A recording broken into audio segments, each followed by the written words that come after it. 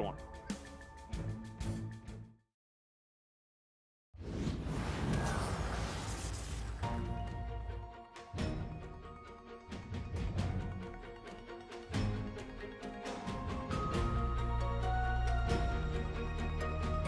Keep up with your favorite players and teams on the official HGC website for desktop and mobile.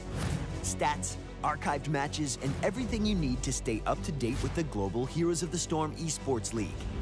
Watch live on game days and upgrade your Heroes of the Storm knowledge. 2018 promises to be the best year yet.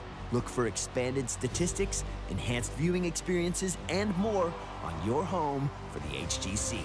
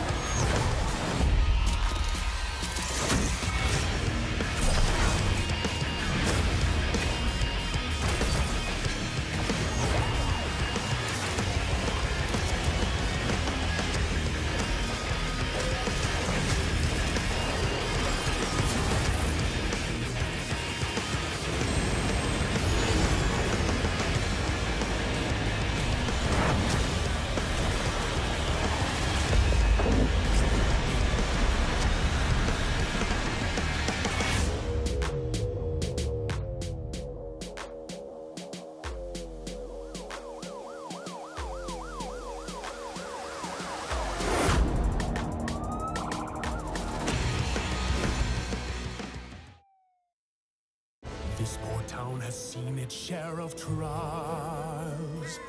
Now we face a new force, sinuous and vile.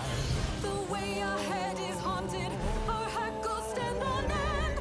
We'll make our stand right here, our choice is crystal clear. We are the beasts, the monsters fear.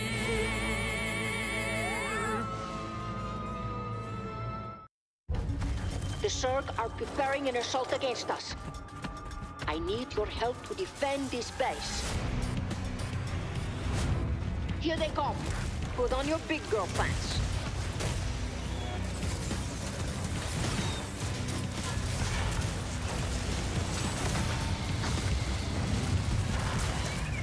Do not forget about the Archangel.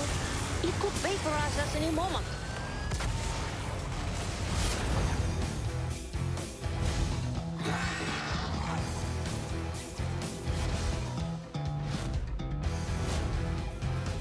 Initialization complete. The side disruption pulse is almost ready. We've done it! The Zerg are gone! Ah, I am so happy I could kiss every last one of you. Except you. You go over there.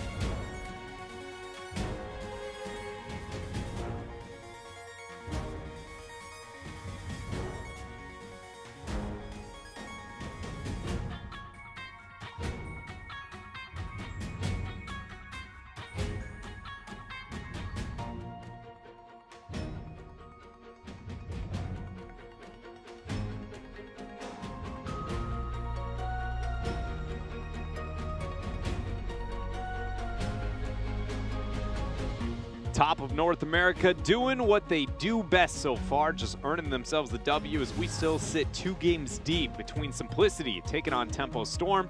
Looking over towards game number 3 here. We've already got what? Cursed Hollow off the maps, Dragonshire off the map. Is there any map that you'd like to see out of the side of maybe Simplicity or, again, that kind of adjustment here? Because things with the roster changes and things still, you know, kind of being youthful for them. If they take map control, in the past when they've been in this situation, they take us to towers. It's just kind of been the way that they play. We saw them do it just last week. Tempo Storm said, we'll take you to towers. But this is also, I believe it was last week where we saw the double support with the Uther, which is something that I believe they've run twice now on Towers of Doom, using that Uther with Zuna to be that double support. So we'll see maybe if they try and venture down that route again. Something deep inside of me tells me we aren't going to see that, even though we've seen it twice from them, but maybe. Yeah, you know, like, just the last time we saw that in part number 2, when that came out from them, it was rocky. You know, a lot of that game, it was, I don't know. I just struggled to look at that and go, and when you see the results in game number 1 and 2, do you want to take that risky strategy? At the same time, I'm sitting here going, I want to see something different from Simplicity if there's going to be an opportunity, so maybe that, in fact, is going to be it. But it feels like that is, we've seen enough of that to be like, is that really going to be the strat that really, you know, makes Tempo Storm look scared, look mortal? Probably not. Well, Psalm was on my Ev. It looked good. It's one of his heroes. He loves that hero. I wonder if we might just be like, look, we're doing really well. Maybe they'll bring out a little bit of flair for this 3rd game. Maybe see if they can just kind of put a nail in the coffin with, you know, maybe some old school favorites. Maybe they mix it up. Or maybe they're just like, look, let's keep it clean. We still haven't shown anything in week 1 against LFM. Don't have to show anything here. Just if we get a Psalm cool hero, who do you want? You know, I actually thought about this coming into today, and I thought, like, look, if so, but think about it. I mean, we're all thinking about heroes all the time. That's all we do, I think. If we see, like, a weird Tracer style, we haven't seen it yet, but I remember about a year ago, somewhere in that year, Psalm was like, I think this hero is very good against Tracer. That hero was a hero that hasn't been played yet in HGC, Valera. That's a good point. She used to be that kind of counter momentum to Valera. Maybe we'll see it again here.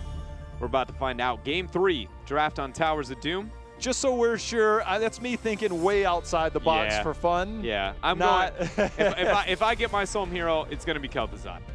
I want him on the mage. I want to see chains on change, you know, fissures thrown out around left and right. If you connect one, if you have stitches. Yeah.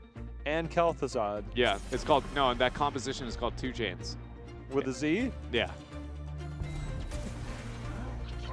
Garrosh, first pick here for Simplicity. You ban Medivh because he does really well to negate burst damage from Kel'Thuzad. Kel'Thuzad, yeah, which is obviously going to get picked up in this game at some point. Obviously, that isn't because Medivh has been your first pick, first ban. Burst damage does really well against Garrosh.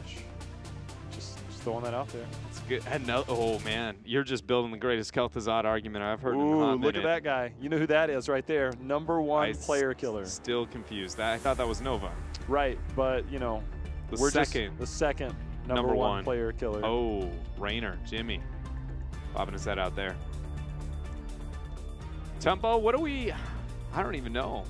So far, what do we see last game? We went with the Maiev Malf. Obviously, Maiev not an option. The Garrosh picked up. I wanted to suggest the Malfurion, but not after that Genji. Oh man, they're still going to commit to it. Mainly because this is really cool. All right, this is why I was talking to the first draft when we are going to see a lot of the thought process in Tempo Storm. They're in a position where they have every support available and know they're going to commit to a Genji in the 2-3, and they end up doing so after a first pick Uther. But now they're willing to go with the Malfurion after committing to the Genji. All the options still available, but then still willing to go with the Malf over top of that. That, though this maybe at this point in time, right? Like, I'm not sitting here going like, oh, I obviously have the answer, seeing this draft and the like, but what that does is you will learn a lot, keeping track of that shift in mentality and what Tempo Storm values specifically within the support world based on that. This is, man, whenever we get those, that's when I nerd out. Way too hard. Was that a... Is that like the Is that the like, nerd out? I know. This is me trying to, with my pen, I was rubbing my hands, yeah. It is a little kind of kitty wampus there with the pen. I wonder, we've seen the high priority on Stukov And it's something, well, they go Stukov, and we get another Abathur this game. I really like Abathur Garrosh. It's a synergy, or a pairing, more so we don't talk about a lot, but having the armor plus the healing plus the shielding out of Abathur, it's one of those, if you can dangle Garrosh at about 33% HP, it's really, really nice. And Abathur is one of those heroes that can do that pretty well. Also, between the W and the cycling in the hat, you can get multiple rotations onto it. And giving Garrosh damage, if you thought his CC was intimidating, it's even more so now. Fourth time is we there get a something secondary in ban scrims, phase. or is it just the Garrosh? Should be noted, this is the second time we've seen the Diablo ban with that on towers, where you look at it and you go, okay, but it's Towers of Doom, I kind of get it, right? It's the ones that are not Towers maps or cursed maps, or where you have that kind of choke where I go, wait a minute, there's something to learn from that. And again, that's that kind of draft stuff that I'm talking about. That's those nerdy moments where, ooh, go back, look at the numbers, try and figure out the code. Well, we saw Justin earlier, even in a loss, looked pretty amazing on the Diablo and Towers of Doom earlier. Not available here, so we'll see which route Cattle will go down. Obviously a very diverse hero pool for him. Played quite a bit thus far. Even has the lone Varian game unsuccessfully. I'm expecting them to go in the Dahaka route just because of the Abathur, which you see Glaring end up picking up there. I forgot what pairing we saw from them with the primary warrior in game 1. Was it the Tyrael?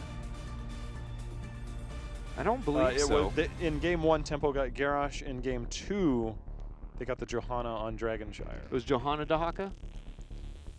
I forgot. The first game was Garrosh Dahaka. Garrosh Dahaka? Okay. So it wasn't with the Tyrael there. Incoming Valera. There's not really any other threats that are going to kill you. Just throwing that out there.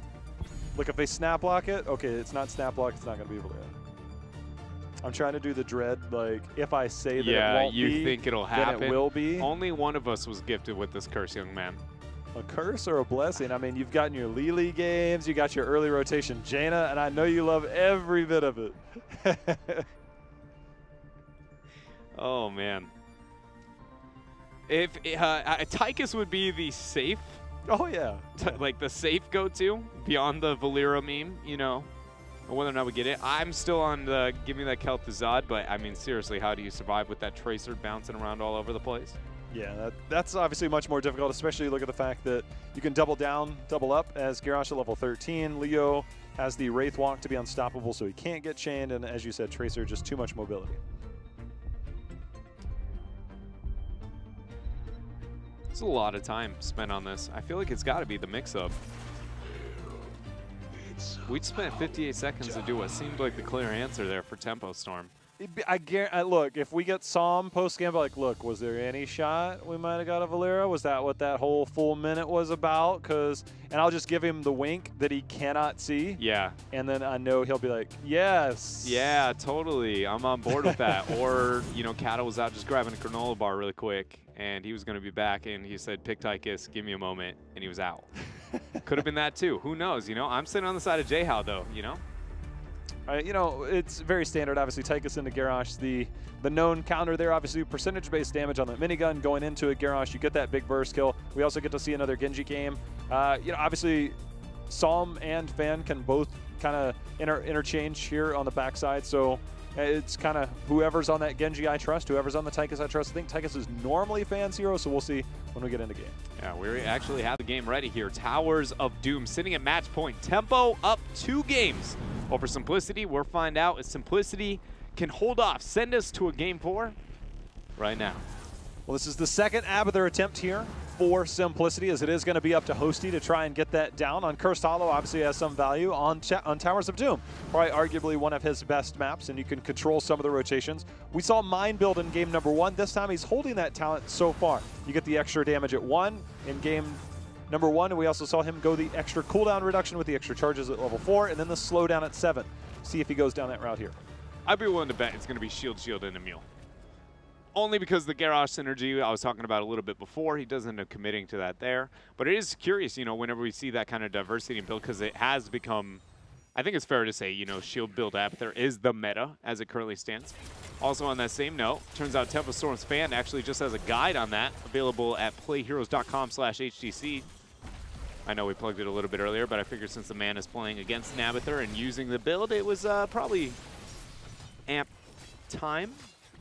Tempo. Dread, on my main account, Yeah. Abathur's my 3rd most played hero. Absolutely love it. Almost level 50 with him. Even I read the guide. And I still think there's a lot of really good info in there. As Fan gets flipped over, Cattle's going to dive in. See Zuna eating quite a bit of damage on the way out as Salmon team putting the return damage on. Yeah, a lot of people don't know this, but when, people always ask me my favorite, hero and stuff, and I always play, oh, wait a minute, Fan. Oh, wait a minute, Fan. K1 Pro landed that weighted pustule. Ooh. And he tried to use that run and gun, and then it just kind of like he got stuck in the mud there. I was wondering if CAF was going to open with the E versus the Q. He opened with the QE rather than EQ, being the groundbreaker and a throw, or throw and a groundbreaker. I would have liked to see the throw and a groundbreaker. I know, again, that's one of those, they got the kill. How can you ask more? But let's be real here. He was slow, not going to get the dismount, had the time to make that happen. Little stuff like that, that practice like you play. The Mikey Doll was kind of referring to a little bit before, even though this is, technically an actual game. I just view it as like always making sure you can be as effective, as efficient as possible. Still going to be efficient there with that 2-man groundbreaker. Pulse bomb goes out. Zuna falling low.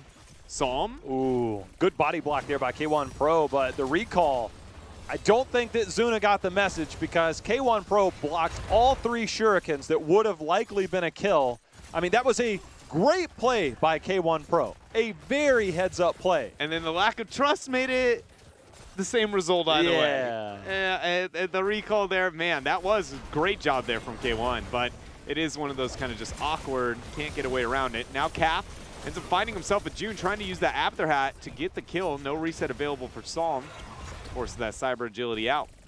We're seeing a little bit of a change-up, especially against Garrosh Dread. Normally, throughout the day and traditionally, we've kind of seen the bigger they are to make sure and get that damage against the Garrosh. The bigger they are, obviously, does higher percentage-based damage, up until, I think, about 35%. Instead, we're getting in the rhythm, which it still does your percentage-based damage, but it stacks. It's an infinite stacking quest, so you can run it longer. So a bit surprising to see that against the Garrosh. Normally, you're trying to blow him up, but with multiple melees, sometimes you kind of go that route, especially the fact that you add Stukov in there. It's technically 3 melee that you'll be going against.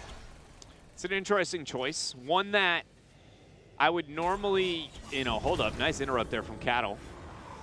Abathur did end up getting the top left channel. Dahaka consuming that top right. It's all about the brush stock now. With that in mind and the Leo getting side soak, he is going to make the rotation down, but this is normally what you would expect to be too late, considering you have an Abathur composition. Tempo did not get a kill or pressure out well enough yet. Maybe it's going to be here, forcing on the cap, throws down the root to zone out. Toss is not going to land. Groundbreaker forced. Yeah, he meant to hit the channel there, did not, so put him in a weird spot. Now Zuna, he's rotating down. You can see Prismat coming at the top right of your screen. Sam obviously going to hold on to that using his deflect. He's going to hold his deflect for the potential pulse bomb. Sometimes you use that to get a little bit of damage off towards the Tracer, but when you're sitting at that low health, you do not want to use your deflect strictly to dodge auto attacks. You just kind of buy your time, else you will be one dead Genji.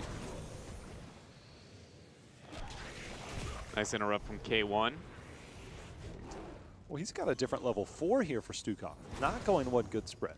Instead, he's going biotic armor, which gives you, whenever you receive that healing pathogen, you receive 50 physical armor. That is, but that's for the initial target, mind you. That's something I don't know if I've seen before. Yeah, and it's going to allow you to survive a lot through that Tracer. Talking about that Tracer, Zuna found himself a kill, and he's on no man's land. But this is actually great splitting from him in this 1v1. That Abathur hat giving him multiple shields will actually allow him to stay alive for quite some time. Psalm comes back to lock it in there. Fan getting a lot of value out of that in the rhythm. Interrupt there onto the Groundbreaker. Going to get the pull. Indomitable used, but inevitably Cap is going to drop here. Fan starts the channel. K1 Pro trying to make it out. Smite thrown down for the mobility, but the 3-man weighted plus the passive is enough to gain distance, keep them alive. Well, Dread, you called it at the beginning of this game. We do have Shield Mule coming out here in terms of the 147 for Abathur. So see that. You get the persistence.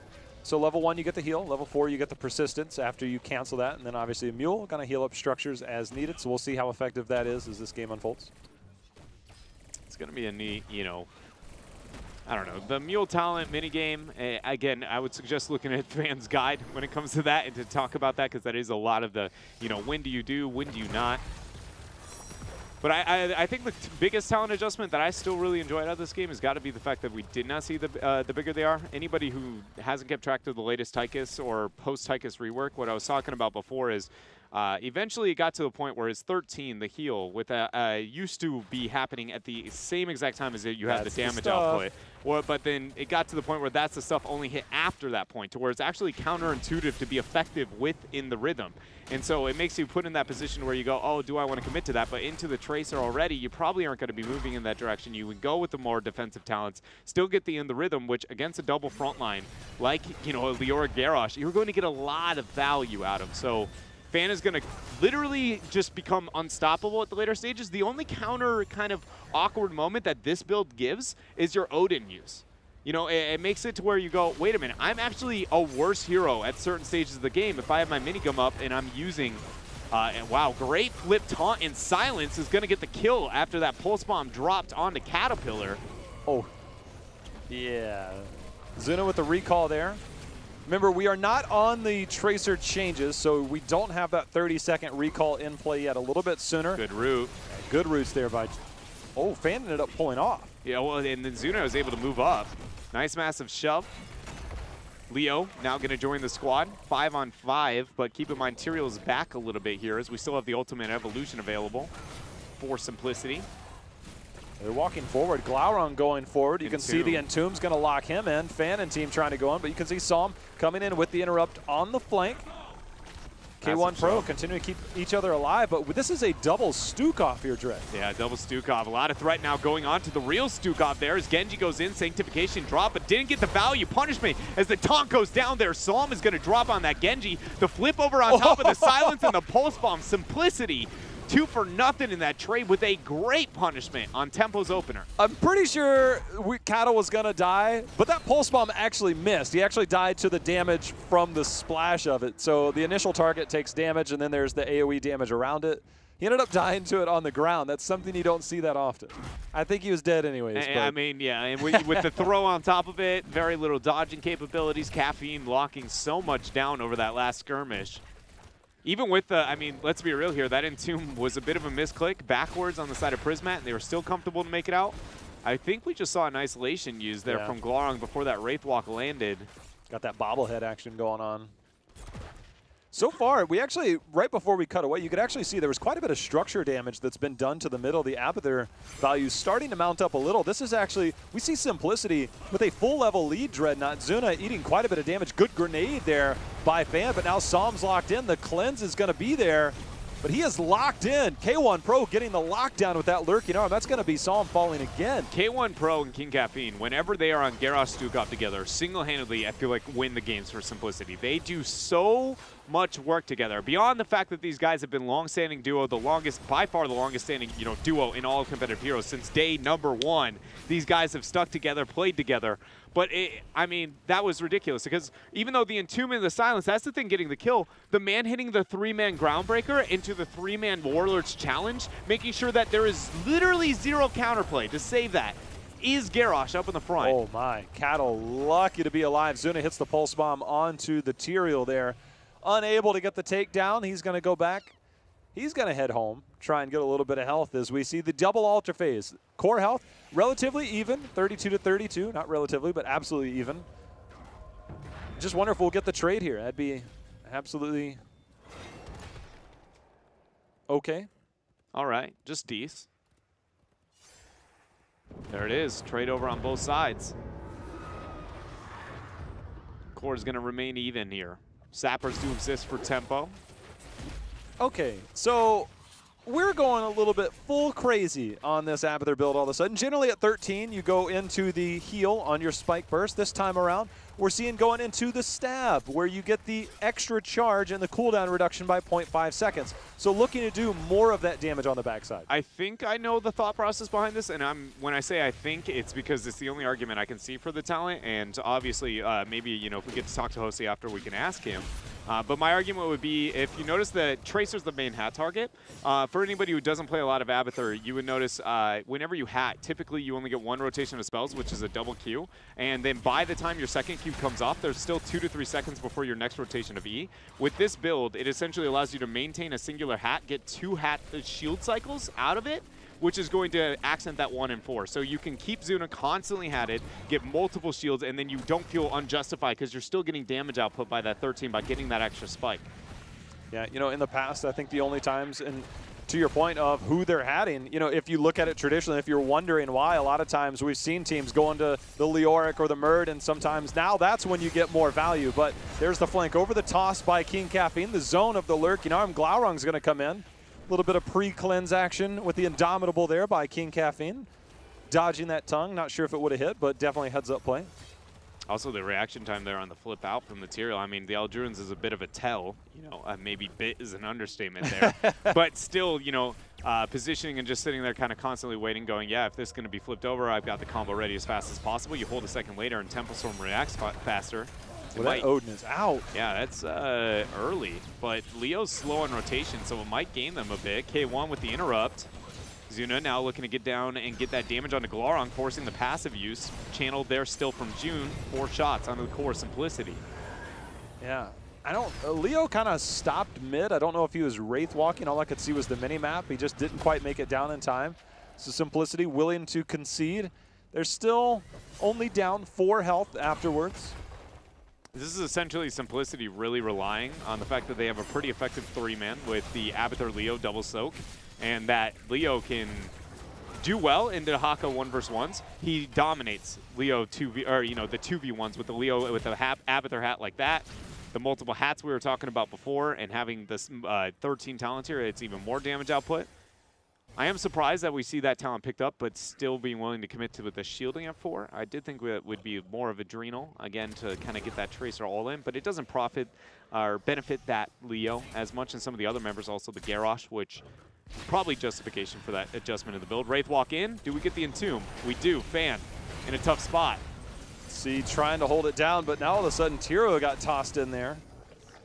That's a big kill. That's a big, timely pickoff. Again, the bottom lane control has not been as prominent. I kind of wonder if these map changes have actually been felt, as we've seen normally the high priority on here, but the longer respawn timer, that is the patch that we're on. The Sappers respawn 30 seconds longer, 30 seconds later, so we haven't seen the priority. Cattle, he's going to be just fine, but Prismat, he's going to pick up the camp. Yeah, he has no holy ground, so no threat of, you know, maybe that, ooh, is this Tyrael going to get that all in? One shot, bottom bell tower will be converted on the bottom half for Simplicity. Actually, Tyrael kept 2 of those Sappers busy because nobody was wanting to zone off of them for Simplicity. He will end up getting 1 for free. The bottom bell tower still ends up converting. I was like, that might buy him enough to not get the conversion over. 5 shots going to be picked up by Zuna now, as we see the first core lead for Simplicity. Mines get that interrupt. Things working out well for them here in the middle part of Towers of Doom. We'll see if they can maintain control of that bot lane. Looks like they're going to go ahead and move their way over. Is Simplicity down towards this bottom left Sapper camp. Make sure and see if they can keep the threat on that bot lane. As you can see, the rest of Tempo Storm, they're moving down to try and reclaim that Dread. How much does Simplicity give up here? You see Garrosh already with a huge collapse. Eldruin thrown down. Cattle, one knows this is going to get hairy in a moment. There's a smite. Groundbreaker. Taunt.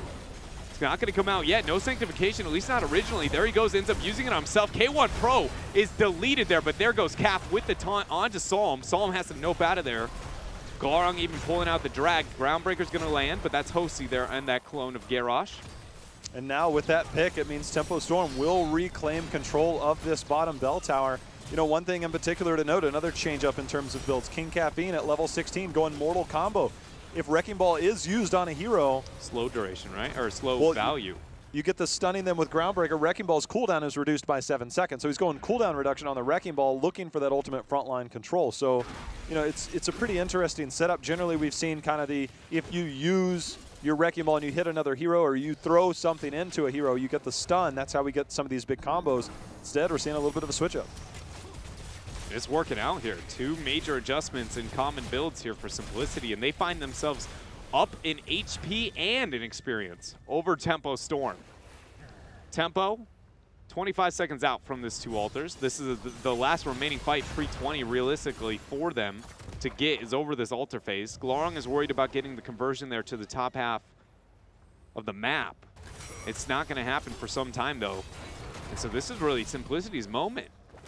Double altar phase, they're not quite 20, so Tempo Storm is still on even footing in that regard. But as you said, the bell towers are not even. Prismat, he's going to get the half there. You can see King Caffeine, he's going to zone out. Dahaka has brush stalkered into the bottom, but Garrosh under assault here. Garrosh under assault. Not going to drop yet. Zuna versus Glorong. Zuna comes out on top with that healing. Now Prismat, he's taking a lot of damage. There's the massive shove after the Entomb Sanctification, hitting 4 members. Tempo get reset 1. Psalm's going to go ahead and dash right through. Now Zuna seems to be the focus, falling below 50%. Going to get the healing. K1 throws out the Lurking Arm. There's the Groundbreaker. Second Lurking Arm going to be dropped there. Untalented from Hosi. Zuna still has that Pulse Bomb. Did not pull the trigger. And that's going to be the altars going over to Tempo there, and Simplicity falls back behind as it's 18-15. Dahaka instantly goes right back to the top, but 20 looming here for Simplicity, but no Leoric for a little while longer. We'll see if they try and make something happen, if they can get 20 in the meantime. Still trying to take advantage of that Abathur, soaking as much as possible. Yeah, the experience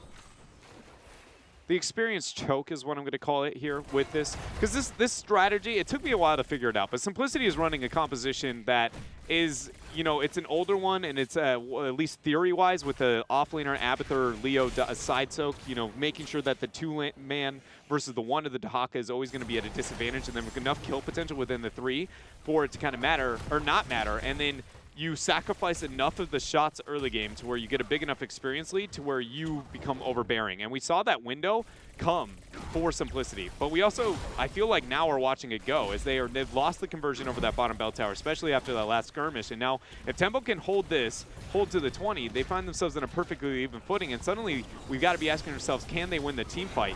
Zuna falling very low. So I'm actually going in with the Dragon Blade to get that, getting a little bit greedy for that 1 kill, and it's costing a lot. After Glorong comes in with the brush knock, hits the isolation onto K1. Prismat trying to keep himself alive, but it's inevitable that this is 2 more resets here. At least 1. This goes from bad to worse, as now if they confirm this will put them down to 5 core health, and they might be able to make more happen. June? He didn't go the slow at 20, well, so. The biggest thing there is he didn't have to dismount. Yeah, you just wait until you get 100% root, get enough auto attack damage for it not to matter. Either way, Hosi makes it out. Top or bottom bell towers converted. Top right's being picked up by Tempo. June's going to send 5 shots that way. 10 remain on the core here. There will be 5 more with this, sending it to 5. So it's not lethal yet, but for Tempo Storm by any means. They're going to go with the boss play. Prismat not willing to scout that out with the Wraith walk. You know, I don't normally like to say, hey, look, somebody made a misplay, but Zuna down at the bottom took 2 keep shots. He ended up going in, trying to get the big damage behind the Sappers. The minute the Sappers went down, he took the keep shots on the way out. And then when K1 Pro turned around with that big root, it was like way too juicy of a target. And the fact that that's a Tychus, you can't do that against the Tychus because he will survive that. Tempo. Now we see the clone going down. Tempo's going to make a play on this mid bell tower and try to end the game. They really want to end this game. They do not want this bell tower to only be 4th, 5 shots. They want all 6 because they want to say GG, good night, Simplicity. Can they take this? I feel like this is a bit greedy, but we'll find out. See if Simplicity can turn it around. The Eldruans holding a point there. Tychus continuing to kind of feign in that area, trying to send those minions forward. I just want to say that I feel like the brush talk that's going to happen from behind them, they need to find a way to get punishment there or get the punishment beforehand as the K1 Pro with that Lurking Arm forces the Sanctification. Sanctification went out. So did the taunt there by Garrosh, and Dahaka just fallen under. Odin is back. Look for him to maybe turn some attention towards the fight as well. But the isolation going to go into Leo. Tongue's going to land as well. Prismat somehow stays alive, but now it's Psalm's turn to work as he's going in with a massive shove. Has got him. Deflect is down. Psalm goes down, Dread. He comes back and is able to get the kill on to K1 Pro. Now Zuna kiting back as you see Fan trying to make work happen there with that Odin. He cycles back towards mid. The Mule trying to heal it up. The damage going in. Mid bell tower converted. Tempo is at lethal range. June now starts the channel. Calf trying to zone off. Zuna doing his best, but with that drag, Zuna's going to look to move in. It does not matter. Tempo takes it 3-0. What a beautiful end to that game for Tempo Storm. Struggling for a majority of it, the down levels, something the only time we saw that from them in this series.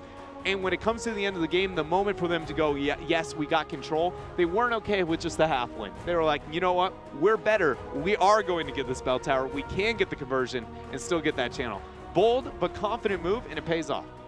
I'm impressed. I mean, Tempo Storm, I think they had a few moments of weakness there, but I think on that battleground, it seems to be what Simplicity likes to run. When it comes to Towers of Doom, there's some type of chaos that they're able to create. They pick up wins. If not, they make it completely and utterly difficult for their opponent, as Tempo Storm, obviously being the favorites here, did have a little bit of a difficult time, but clutched it out in the end. So credits to Simplicity for keeping it competitive after a rough first few games. Yeah, and also, you know, you were talking about some of the maybe changes towards Towers of Doom on the map.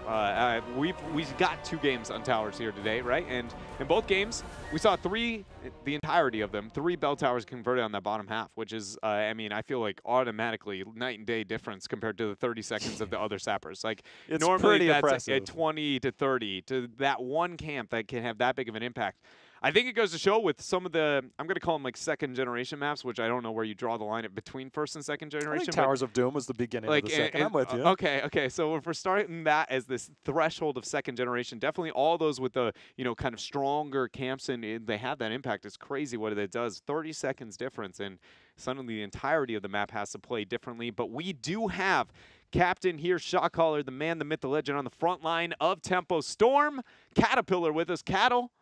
You know, the last game looked a little bit hairy, but other than that, it was smooth sailing for Tempo Storm.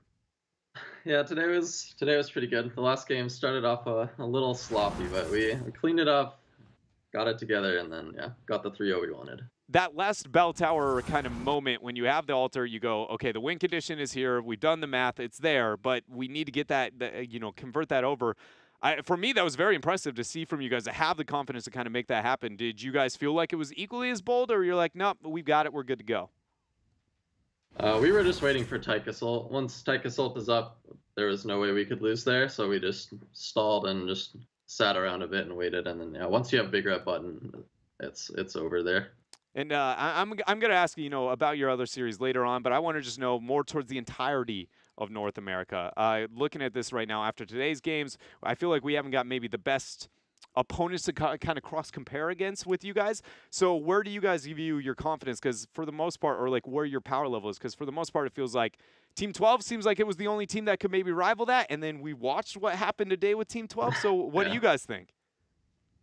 I mean, all I can say is we feel pretty good. After that Team 12 GFE series, they're also at 3 losses now, so we have a good amount of wiggle room. So that's really good for us. Pretty much took a lot of pressure off, and I mean, I don't know, we feel really confident. We feel like we're on the top right now. Feeling your way to Sweden here already? Just feeling comfortable after today's performance? All right, I'm going to send you over to J-How. Cattle, first off, congratulations. But I asked you, I believe I talked to you about this last week, but I also want to know this week. It seems to me, and is this my observation or is it feeling different? You guys' drafts just feel different. We are not seeing the full death ball compositions. Is that the Western Clash impact, and is this a brighter future for you guys? It's still there. The threat of it is still there. We played those comps so much that we know they work. We don't need to pull them out now anymore. We can just hold off on those, keep them practiced, and then when we need them, we'll play it again. It's not the perfect meta for it, so we're just kind of letting it float back a bit just with how strong Maiev is and Medivh, and I don't know. It's going to chill for a bit, but it'll be back one day. Speaking of Maiev, you guys busted out in the second game. Obviously, we're playing on a different patch with a lot of Maiev nerfs. Do you feel that that's a big impact, or she's kind of first pick worthy because you have a player like Psalm on your team? As far as I can tell, I've never played her in my life, so I don't really know, but I've definitely heard Psalm talking about it in scrims and fan that, oh my god, she does so little damage now. Wow, I'm so much weaker than before. So it's definitely had a big impact. She's still in a really strong spot, and I expect her priority to stay pretty high, especially if you have really good Maiev. So yeah, she's staying pretty high up there for us.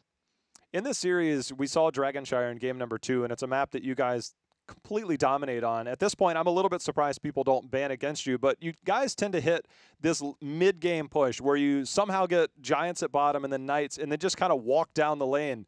What is it about Dragonshire that leads to so much success for you guys that you feel that confident, or do you just feel that you guys have an upper hand in terms of shot calling against other teams? What is it about that map? I feel like Dragonshire is the kind of map where a team is either really good at or really bad at, and we're definitely on the really good end of the spectrum. I just feel like a lot of people have trouble understanding how to properly like play the map, and it takes teams out of their comfort zone a lot because they can't stay grouped. And we're really confident at like we'll take a 3v4, we'll take a 3v5. We don't really care. So that makes us just excel on the map. Well, everything for you guys looks good so far. Congratulations on your victory today.